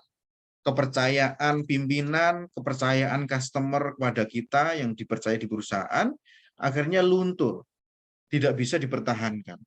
Yang rugi adalah diri kita, ya. Jadi itu attitude sekali lagi. Selain kemampuan kita yang lainnya di bidang kita, maka attitude proses dari awal harus benar-benar diperhatikan. Kemudian berikutnya evaluasi. Fungsi lain dari manajemen sumber daya manusia yang tak kalah penting adalah evaluasi. Ya, evaluasi yang dimaksud adalah dalam hal aktivitas pelatihan dan juga penilaian. Departemen Sumber Daya Manusia memiliki tanggung jawab akan pengadaan sumber daya manusia yang ideal pada lembaga perusahaan. Evaluasi, teman-teman. Evaluasi adalah bagian yang penting ketika orang berada di dalam organisasi tersebut. Dia mau berkarir lama, apa dia mau berkarir pendek. Karyawan itu mau ditetapkan sebagai karyawan tetap, atau dia masih tetap dikontrak. Itu bagian dari evaluasi. Biasanya kalau itu staff, itu melibatkan pimpinan, maka seorang HR, seorang Human Resource Management, dia akan berdiskusi dengan pimpinannya untuk mengangkat atau tidak seorang karyawan tersebut. Ini layak apa tidak untuk diangkat menjadi tetap misalnya. Padahal secara waktu harusnya dia sudah tetap. Dia sudah 2 tahun bekerja, bahkan mungkin sudah 3 tahun bekerja di dalam perusahaan. Sudah selayaknya dia diangkat menjadi karyawan tetap. Tetapi ada pertimbangan dari pimpinannya dan mungkin dari rekan sejawatnya, mungkin bisa jadi. Tapi yang paling utama adalah pimpinannya langsung untuk diajak diskusi. Ini layak apa tidak? Karena pimpinan adalah orang yang bersentuhan secara langsung dengan karyawan tersebut. Jadi dia tahu bagaimana kinerja di dalamnya, bagaimana etika dia di dalam berorganisasi, di dalam komunikasinya, di dalam lintas departemennya. Apakah baik, apa tidak? Karena itu mempengaruhi nilainya. Di situ yang paling berat di situ itu bukan masalah kemampuannya. Bisa jadi karyawan tersebut memiliki kemampuan yang bagus. Karyawan tersebut memiliki kemampuan yang sangat baik. Bahkan mungkin di atas rata-rata. kalau dia seorang teknis, kalau dia mungkin seorang administrasi, dia sangat jago, sangat pintar untuk membuat administrasi yang bagus, membuat pelaporan-pelaporan perusahaan yang baik. Dia bisa membuat presentasi yang sangat bagus, yang sangat menarik, tetapi secara etikanya tidak bagus. Ini menjadi penilaiannya yang menjadi lebih berat. Terkadang terganjal hal yang seperti itu. Terganjal yang seperti itu, akhirnya karyawan tidak atau belum diangkat, sehingga dia diberikan kesempatan. Hei Mas, dipanggil. Hei kamu Mas A, mohon maaf, ini ada HRD, ada pimpinannya, contohnya. Mau dipanggil dia, karyawan itu. Hei karyawan, kamu tidak perlu berkecil hati, tidak perlu bersedih. Ada hal yang harus kamu perbaiki. Kenapa kamu belum bisa diangkat menjadi karyawan tetap misalnya. Nah, ini dari pertimbangan. Jadi tetap dikasih tahu gitu supaya dia ada perbaikan. Dikasih waktu misalnya, saya kasih waktu kamu 6 bulan ya untuk memperbaiki apa yang kurang dari harapan perusahaan. Nah, di dalam waktu 6 bulan tersebut maka dinilai. Nanti akan dievaluasi lagi. Bisa enggak karyawan ini menunjukkan etikat yang baik, menunjukkan hal yang baik, apa yang kurang dari dirinya untuk diperbaiki. Kalau dia baik, maka beruntunglah orang tersebut, karyawan tersebut, sehingga bisa ditetapkan di dalam organisasi itu, bisa diangkat menjadi tetap. Tetapi kalau sudah diberikan kesempatan, kemudian juga tidak menunjukkan etikat yang baik, tetap sama saja, pasti dipastikan perusahaan akan mengambil langkah di situ itu. Itu ya, karena orang yang sudah bekerja tetap dengan orang yang masih kontrak itu berbeda. Gitu. Itu berbeda. Perlakuannya berbeda.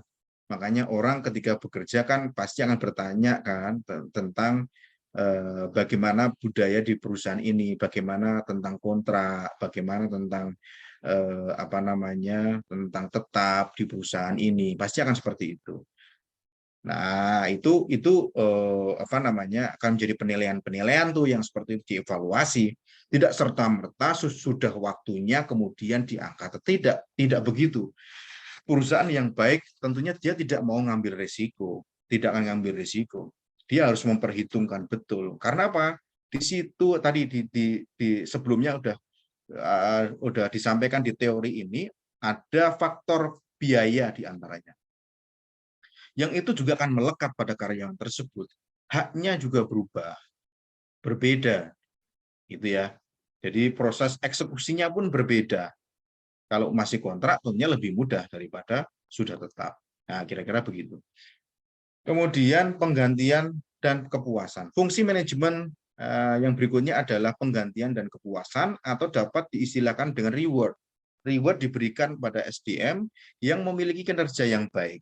Oke, hal tersebut dilakukan guna memberikan apresiasi kepada sumber daya manusia berprestasi dan juga mampu menstimulasi motivasi sumber daya manusia yang lainnya untuk dapat bekerja lebih giat dan progresif. Nah, ini kemarin sempat kita bahas ya di pertemuan-pertemuan yang lalu. Reward penting nggak? Reward penting nggak teman-teman sekalian? Penting nggak? Ayo, penting nggak? Penting ya? Penting. Penting, Pak. Penting banget. Menurut saya reward itu penting. Sekali lagi bahwa reward juga tidak harus berupa nominal kan ya, tapi bisa berwujud yang lainnya. Kita sepakat itu dalam diskusi kemarin, bisa berwujud yang lainnya, yang itu bisa meningkatkan kinerjanya dia, bisa memotivasi dia ketika diberikan, gitu ya. Nah, itu agar bekerjanya lebih giat, kemudian lebih progresif. Artinya progresif itu memberikan progres, bukan kemudian semakin buruk kinerjanya. Kemudian penasehat dan pelatihan, manajemen SDM memiliki fungsi sebagai penasehat dan pelatih. Maksudnya adalah pihak divisi SDM bertanggung jawab dalam membantu pihak manajer dalam menyajikan program-program pelatihan untuk calon karyawan, SDM baru, SDM lama, dan dalam rangka menghasilkan kinerja karyawan yang lebih berkualitas. Nah, contohnya sangat banyak sekali teman-teman. Contoh realnya misalnya gini, di perusahaan kita misalnya gitu, di awal tahun kemarin membantu manajer, membantu pimpinan, XR mengadakan training untuk seluruh karyawan. Misalnya tentang change management, gitu ya, tentang change management atau training tentang apapun itu. Tujuannya apa? Tujuannya adalah untuk peningkatan kinerja. Sebenarnya larinya ke sana. Tidak akan mungkin di luar itu. Seorang manajer, seorang manajemen sumber daya manusia, tujuannya pasti arahnya adalah peningkatan kinerja, perilaku yang lebih baik, gitu ya. Larinya pasti ke sana itu, gitu. Atau ada semacam arahan dari pimpinan tentang visi misi bahwa perusahaan ini nanti ke depan itu kita mau seperti ini loh. Kita mau IPO misalnya. Public offering. Ya, kita mau publish di umum. Jadi semuanya bisa memiliki perusahaan kita. Nah, change management yang pelatihan yang dilakukan ini adalah langkah awal sebenarnya untuk memperkuat memberikan masukan, kemudian merubah mindset karyawan semuanya untuk mengarah ke sana. Sehingga dari situ akan terjadi perubahan-perubahan. Nah, ketika terjadi perubahan itu, semuanya sudah disadarkan, sudah diberikan pengetahuan tentang perubahan tersebut dari training yang dilakukan. Sehingga tidak banyak yang bergejolak gitu, karena punya tujuan yang besar. Ketika perusahaan punya tujuan yang besar, tujuan yang baik, yang besar, maka seorang pimpinan di dalam organisasi tersebut harus mensupportnya, harus mendukungnya. Tidak boleh kemudian seenaknya sendiri, semaunya sendiri, tidak sejalan dengan apa yang sudah digariskan dari pimpinan utamanya. Kemudian membangun relasi, fungsi manajemen ialah membangun relasi. Manajemen memiliki peran penting dalam membangun relasi dengan serikat pekerja, jelas ya. Kemudian lembaga pemerintahan eksekutif legislatif, dan segala hal yang erat kaitannya dengan SDM perusahaan dalam hal kebijakan dan lain sebagainya. Karena di bidang ini memang sangat erat dengan undang-undang, sangat erat dengan aturan undang-undang gitu. Jadi dia harus paham tentang itu. Mau nggak mau, ya dia harus ada semacam perkumpulan gitu, terutama dengan pekerjaan yang sama. Misalnya kumpulan HRD misalnya. Dia punya relasi di legislatif, kemudian eksekutif, itu tujuannya adalah untuk pengambilan keputusan sebenarnya. Tujuannya ke sana. Kemudian mewujudkan menjamin kondisi aman dan sehat. Manajemen SDM haruslah mampu menciptakan situasi dan kondisi yang aman dan sehat, dalam artian mampu menghindari berbagai hal yang tidak diinginkan. Misalnya saja memberikan peraturan tentang standar operasional, SOP keamanan kerja, kemudian memberikan jaminan kesehatan dan sosial pada pekerja, serta berbagai hal yang sudah kita bahas. Kemudian mendalami masalah, pihak divisi manajemen SDM mempunyai fungsi sebagai pencari solusi terhadap berbagai masalah yang muncul, baik secara personel maupun kolektif. Masalah demi masalah yang ada di lembaga perusahaan harusnya mampu didalami oleh divisi dan kemudian akan dicarikan solusinya.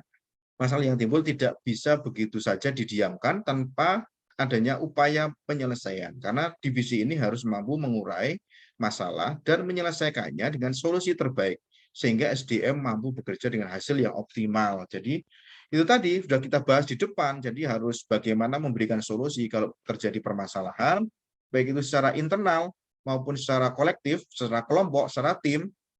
Dia misalnya tidak bisa koordinasi, tidak mampu ke atasan, maka yang tepat adalah karyawan tersebut harus pada tempatnya. Di mana cara koordinasinya kemana? Yaitu ke HRD, Human Resource Development, atau MSDM, Manajemen Sumber Daya Manusia. Kita harus ke sana. Tidak boleh di luar itu, karena kalau di luar itu nanti pasti akan ada hal-hal lain yang tidak bagus gitu. Berkumpul malah membentuk sendiri kelompok-kelompok di luar kecil-kecil, akhirnya membicarakan perusahaan yang tidak bagus. Tapi kalau pada tempatnya, insya Allah akan dicarikan solusi, dicarikan jalan terbaik. Kamu sebaiknya begini, kita sebaiknya seperti ini. Jadi harus begitu. Pengintegrasian SDM ditinjau dari sisi fungsional lainnya. Salah satunya adalah fungsi integrasi. Fungsi integrasi pada manajemen SDM adalah lebih kepada penyatuan visi misi, ikatan emosional, dan segala hal yang berkaitan dengan kinerja SDM. Kemudian pemeliharaan pegawai atau karyawan adalah yang teramat esensial di dalam sebuah lembaga perusahaan. Fungsi pemeliharaan dalam manajemen ini ditujukan guna meningkatkan kondisi fisik, mental, ataupun loyalitas pegawai atau karyawan agar kerjasama antar SDM semakin terjaga konsolidasinya sebenarnya. Memutuskan hubungan kerja, PHK jelas ya, tugasnya HRD. Memutuskan hubungan kerja suatu upaya mengakhiri kerja sama antara perusahaan dengan karyawan. Umumnya inilah digunakan oleh perusahaan terhadap karyawan. PHK ini juga merupakan salah satu fungsi dari manajemen sumber daya manusia. Jadi PHK ya, siapa yang melakukan PHK? Yang melakukan perekrutan, kemudian development karyawan, maintenance, kemudian proses eksekusi PHK itu adalah MSDM atau XR-nya gitu, manajemen sumber daya manusianya. MSDM sebagai pendekatan sistem. Sistem adalah sebuah unit entitas, yaitu sesuatu yang terdiri dari bagian-bagian atau elemen yang dapat dilihat sebagai suatu entitas yang terdiri dari elemen yang saling terkait. Kemudian pendekatan proaktif, pendekatan human resources. Manusia memiliki akal, perasaan, dan kebutuhan yang berbeda dan kompleks. Nah, ini dasarnya di sini nih. Maka agar bisa memberikan kontribusi bagi organisasi, pengelolaannya tidak dapat disamakan dengan faktor produksi yang lain. Manusia harus diperlakukan sebagai manusia. Tadi di awal itu, jadi waktu sebelum abad 20 itu disamakan dengan mesin.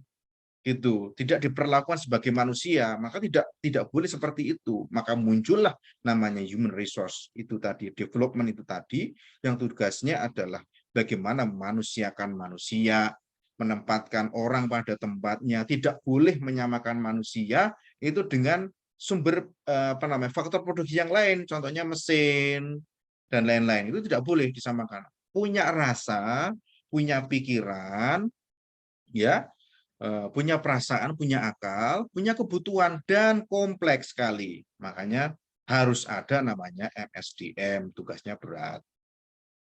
Peranan manajemen sumber daya manusia. Peranan manajemen sumber daya manusia dikemukakan oleh Hasibuan 2013 halaman 34, antara lain menetapkan jumlah, kualitas, dan penempatan tenaga kerja yang efektif sesuai dengan kebutuhan perusahaan berdasarkan job desk, job spesifikasi, job evaluasinya.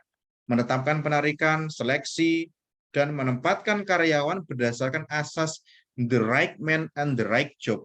Tadi ya, the right man on the right place. Menempatkan orang pada pekerjaan yang tepat. Menempatkan orang pada tempat yang tepat. Nah, istilahnya gitu. Kemudian menetapkan program kesejahteraan, ya, pengembangan, promosi, pemberhentian. Nah, itu semuanya ada di peran-perannya SDM, MSDM, sumber daya manusia, ya. Bagian promosi, mempromosikan karyawannya, program kesejahteraan karyawan. Ada banyak sekali di dalam perusahaan tentang kesejahteraan karyawan. Mempromosikan, mengembangkan karyawan. Ada banyak cara mengembangkan karyawan, juga bisa dengan cara-cara yang lebih soft, misalnya tidak harus dengan training-training yang sifatnya soft skill banget, misalnya tentang materi tentang manajemen, tapi bisa dengan cara-cara yang lebih soft lagi. Apa itu? Misalnya outbound, ya. Di situ ada pembinaan-pembinaan. Jadi bisa dengan cara-cara yang seperti itu. Promosi juga di sana, pemberhentian juga dari sana. Meramalkan penawaran dan permintaan SDM pada masa yang akan datang. Memperkirakan keadaan perekonomian pada umumnya dan perkembangan perusahaan pada khususnya. Ini luar biasa. Ini kalau ada SDM yang seperti ini tuh paham tentang ilmunya SDM yang benar-benar dan dia bisa mengimplementasi. Keren banget asli. Perusahaan itu saya pastikan akan terus berkembang gitu ya. Monitor dengan cermat undang-undang perburuhan dan kebijaksanaan pemberian balas jasa perusahaan-perusahaan sejenis. Ini kaitannya dengan relationship dengan eksekutif tadi itu. Memonitor kemajuan teknik dan perkembangan serikat buruh, kemudian melaksanakan pendidikan, latihan, penilaian jelas sekali, mengatur mutasi karyawan vertikal horizontal ya. Ketika karyawan itu mereka tidak bisa dibilangin ya, tidak bisa dikasih tahu, tidak bisa diarahkan, sulit untuk mengikuti arahan pimpinannya, biasanya mereka akan digeser. Mereka akan didemosi, bahasa organisasi, didemosi, dipindahkan ke apa namanya departemen yang berbeda, mungkin yang lebih rendah gitu ya, supaya jadi pelajaran gitu. Kalau tidak berubah di PHK-kan gitu. Melaksanakan pendidikan, mengatur mutasi, kemudian mengatur pensiun ya, pemberhentian dan pesangon. Jelas sekali. Tadi ada karyawan tetap, karyawan apa namanya kontrak gitu ya. Ini yang paling berat adalah ketika memang ada karyawan tetap. Oke, Kamalia.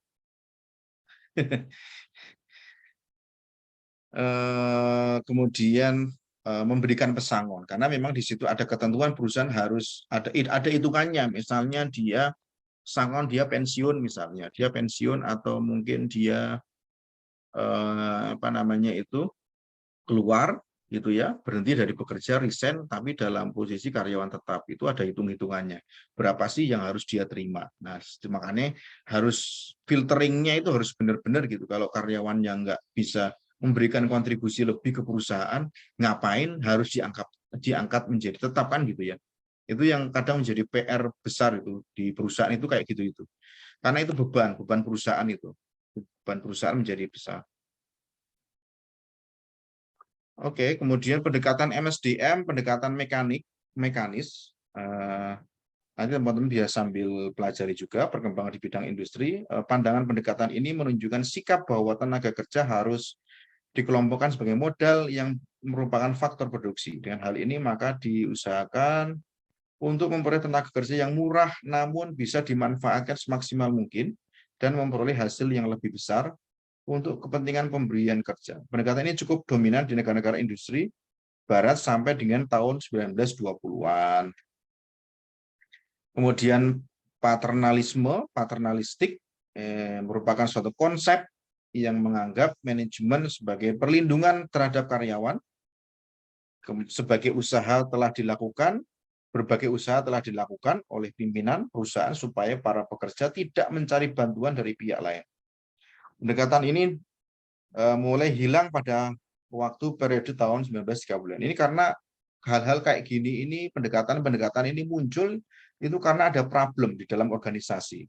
Jadi bagaimana menyelesaikan problem tersebut gitu ya, agar tidak keluar gitu. Problem itu bisa diselesaikan di dalam organisasinya saja, tidak perlu keluar kemudian apa namanya melibatkan organisasi di luar, misalnya serikat buruh misalnya, itu akan menimbulkan permasalahan saja.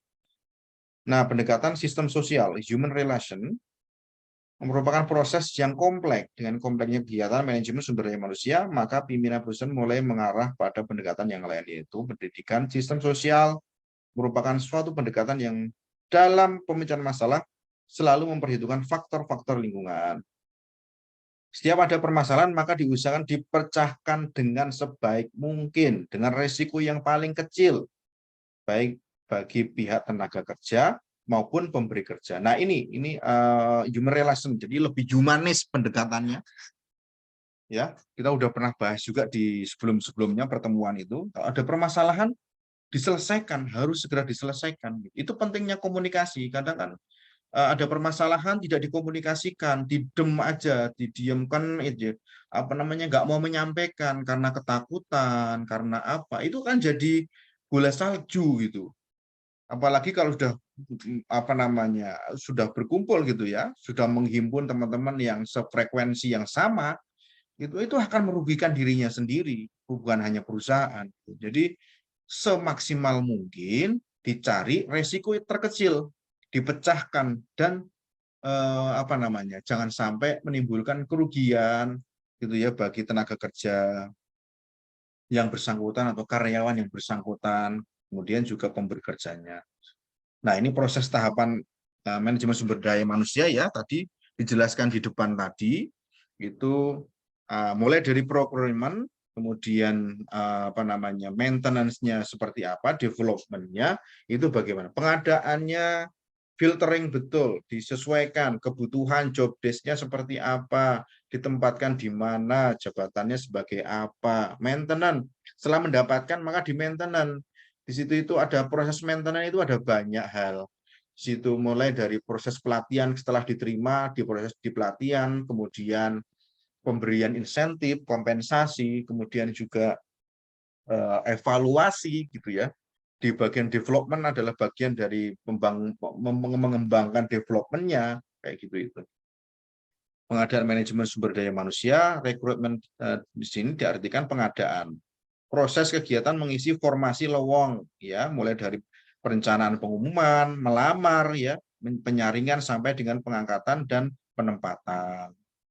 Nah, kemudian kalau maintenance pemeliharaan atau maintenance merupakan tanggung jawab setiap pimpinan pemilihan SDM disertai dengan ganjaran reward system akan mempengaruhi terhadap jalannya organisasi.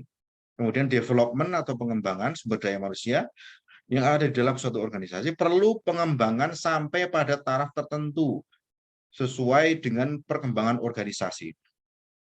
Nah, apabila organisasi ingin berkembang sejuknya diikuti oleh pengembangan sumber daya manusia, pengembangan sumber daya manusia ini dapat dilaksanakan melalui pendidikan dan pelatihan yang berkesinambungan. Sudah pernah tadi di depan kita sudah bahas. Nah, mungkin ini yang terakhir nih teman-teman sekalian yang ada di materi ini di proses di manajemen sumber daya manusia itu kalau diringkas itu kalau menurut saya itu tugasnya itu seperti ini. Mulai dari procurement, development itu ada di sini. Development itu mungkin pembangunnya ini termasuk pengembangan pelatihan ya. Sampai kepada proses akhir evaluasi, PHK, segala macam itu. Jadi sudah jelas ya, berarti tugas seorang MSDM itu berat nggih. Dia adalah orang yang penting, orang yang sangat penting sebenarnya dalam perusahaan, orang yang sangat penting. Dia harus selalu berkoordinasi dengan pimpinan gitu ya, supaya tidak salah langkah di dalam mengambil kebijakan gitu ya, karena itu menyangkut manusia, menyangkut orang banyak, menyangkut karyawan. Kalau itu bisa dijalankan dengan baik, maka organisasi di dalam di dalam perusahaan tersebut itu ya bisa berjalan dengan baik tentunya. Tidak ada hal-hal buruk, hal-hal yang besar yang harus dikhawatirkan gitu. Memang menjadi PR yang sangat besar. Makanya tugas HR itu tidak ringan. Hubungannya dengan mesin selesai, tapi hubungannya dengan manusia yang punya akal ya, yang punya perasaan itu kan harus ditaf ya, harus disentuh gitu. Saya harus komunikasinya juga harus dibangun yang bagus gitu. Tidak boleh langsung teriak-teriak. Beda seorang pimpinan dengan seorang yang berada di MSDM ini beda. Bagaimana dia komunikasinya juga berbeda. Nah, mungkin begitu. Ada pertanyaan teman-teman sekalian? Pertanyaan adakah? Cukup jelas ya, Firly, Intan, Kamalia, Ya, dan cukup siapa jelas. lagi yang hadir? Muhammad Fahmi. Iya, jelas, Pak. Ini penting, teman-teman, untuk diketahui bersama di dalam perusahaan itu seperti apa. Tugasnya sudah jelas. Tugasnya sudah jelas seperti apa. Nah, ini bahan diskusi ya. Bahan diskusi ada lagi. Bahan diskusi yang tadi teman-teman kumpulkan tetap akan saya bahas. Saya mau ngerampungin dulu materinya, nanti baru kita bahas. Sekalian kita bahas nanti untuk bahas tentang UAS segala macam. Nah, supaya materinya selesai karena waktu kita tinggal berapa kali lagi? 1 kali pertemuan lagi ya. 1 kali pertemuan lagi kalau nggak salah. 1 atau 2 gitu. Pokoknya itulah minggu depan masih ada, terus nanti kayaknya terus ini. Nanti UAS ya, nanti nggak selesai kita materinya. Tak sampaikan semuanya karena penting-penting di akhir-akhir ini malah penting-penting banget sesuai perusahaan banget gitu.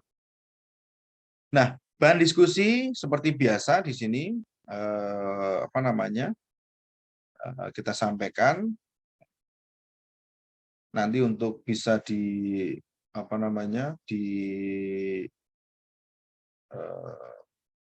dikumpulkan lagi ya kayak kemarin. Nah, terus saya sebenarnya pengen bahas yang ini, teman-teman. Kalau bisa ini terutama yang ini nih, saya pengen kalau enggak tadi yang tadi di skip aja nggak apa-apa.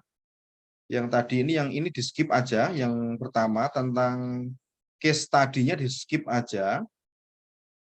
Case study-nya di skip. Ini pertanyaan-pertanyaan ini bisa di skip aja. Teman-teman ke sini aja nih fokusnya nih.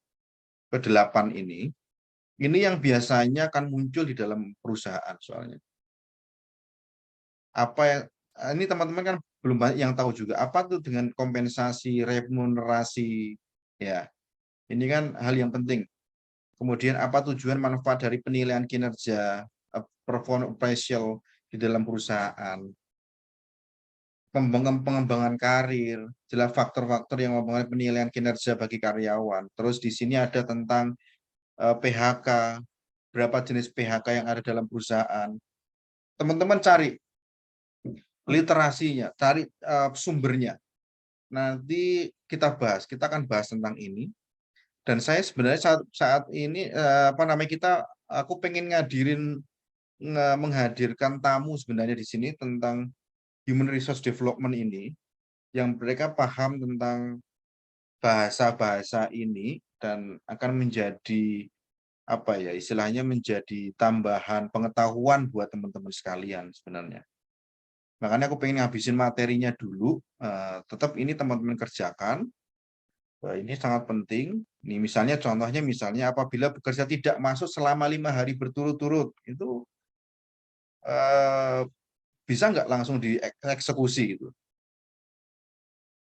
dilakukan PHK langsung misalnya. Ini penting gitu, karena ini akan mempengaruhi kerja teman-teman di dalam organisasi. Mungkin ada yang belum tahu tentang BPJS, kesehatan, BPJS ketenaga kerjaan ya. Nah, ini juga hal yang melekat di dalam perusahaan. Apa itu PKB, perjanjian kerja bersama. Apa itu serikat pekerja, serikat buruh. Prinsip dalam memberikan upah no work no pay. International Labor Law atau ILO ini apa? Ini teman-teman PR-nya itu seperti biasa diselesaikan nanti dikumpulkan lagi. PR saya masih paling tidak ada 2 nanti yang ada 2 3 ya. Aku sih berharap besok bisa kita bahas. Nanti aku coba koordinasi dengan relasi saya, semoga dia bisa gitu.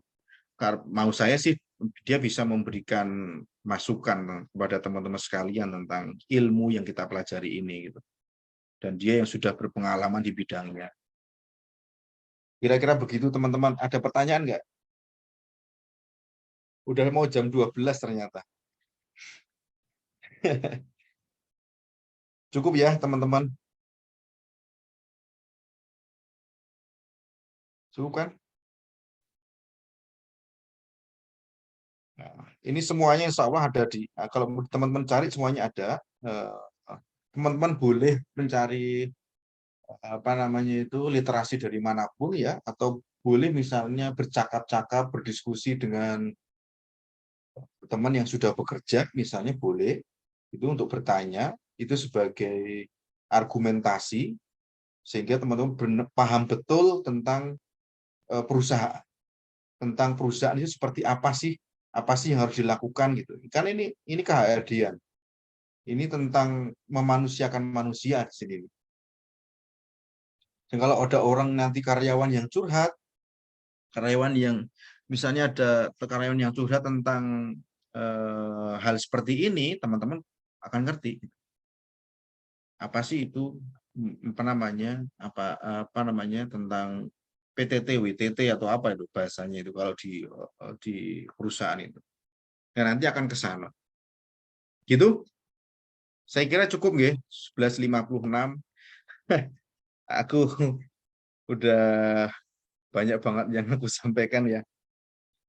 Semoga memberikan masukan yang baik buat teman-teman sekalian. Sekali lagi saya pengen teman-teman bisa bermartabat lah, bisa meningkat lah gitu ya. Kayak apa yang kita pelajari, saya berharap ada peningkatan yang baik gitu ya teman-teman sekalian. Saya ucapkan terima kasih. Mohon maaf dari awal hingga akhir kalau ada yang tidak berkenan gitu ya. Kita belajar bersama. Sekali lagi saya tekankan, jangan pernah takut untuk menyampaikan pendapatnya. Kalau ada tugas, udah dikerjakan saja gitu. Dengan bahasa kalian sendiri pun aku terima gitu. Aku lebih suka malahan kayak gitu itu. Misalnya dengan bahasa sendiri, tapi punya literasi, punya dasar, saya kemudian diperkuat dengan dasaran itu misalnya, itu lebih bagus lagi gitu. Nah, di sini kita melatih kemampuan kita, gitu, melatih daya tangkap kita, melatih pikiran kita, tentang solusi-solusi ya, solusi-solusi di dalam organisasi itu. Oke, cukup nih. Fahmi ada pertanyaan nggak?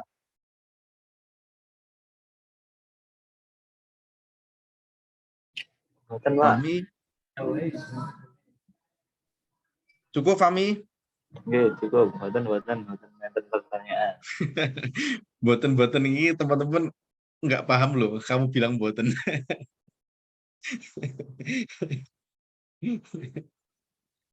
Oke, terima kasih ya Fahmi atas kehadirannya juga ya. Saya tetap menyampaikan teman-teman kalau bisa yang lain diajak masuk, diajak kuliah. Nggak perlu takut, ya, nggak perlu takut kalau ditanyai takut nanti sampai. Enggak lah, kita belajar kok. Oh, aku kan nggak pernah nyalahin teman-teman kan. Teman-teman jawabannya beda juga saya benarkan. Karena masing-masing kita punya pikiran. Masa saya harus membenarkan harus sama semua jawabannya? Ya enggak lah. Gimana kita belajar? Nek sudah paham ngapain kuliah kan gitu aja. Kita belajar bersama di sini. Jadi proses belajar ini kita lewati dengan baik. Kita nikmati prosesnya sehingga kita nanti akan menjadi seperti apa. Mulainya dari sini. Gitu. Mulainya dari sini, mulai dari seperti ini kita diskusi, kita belajar bersama. Yang belum paham teman-teman bisa bertanya. Saya mau menyampaikan sepengetahuan saya menyampaikannya tentunya dari berdasarkan dari pengalaman saya di dunia industri. Itu asik banget. Teori masuk, kemudian dunia industri masuk. Seperti apa sih yang dibutuhkan di industri kan gitu. Makanya kita arahkan ke sana supaya teman-teman masuk di dunia industri sudah siap. Gitu, sudah siap pakai istilahnya. Udah nggak kaget lagi. Wah, aku paling tidak udah pernah diajakin diajakin diskusi sama Pak Nanang tentang ini, sendiri ngerti lah, paham harus apa yang harus dilakukan. Gitu, terima kasih. Jam 12:59 udah waktunya sholat zuhur. Sampai ketemu minggu depan teman-teman sekalian ya. Fahmi, terima kasih ya hadirannya. Firly, Kamalia, Intan, tetap tugasnya tetap dikerjain ya. Tugasnya tetap dikerjakan. Kita akan bahas. Pokoknya apa UAS nggak usah dipikirin. Nggak akan jauh-jauh dari itu. Teman-teman yang ngerjain ya nanti jangan bisa. Kalau yang nggak ngerjain ya aku nggak tahu. Jadi nggak usah. Ya, sekarang teman-teman harus mati-matian dulu, kerjakan dulu gitu ya. Dan nggak akan jauh-jauh dari itu. Ya, bocorannya begitu. Oke ya. Terima kasih ya itu Mas Yu. Terima kasih Mas Yu udah ikut kuliah ya. Pahmi di toko ini. Oke ya, terima kasih semuanya. Saya tutup nggih. Assalamualaikum warahmatullahi wabarakatuh. Waalaikumsalam warahmatullahi Waalaikumsalam wabarakatuh. Pak. Terima kasih. Terima kasih, Pak.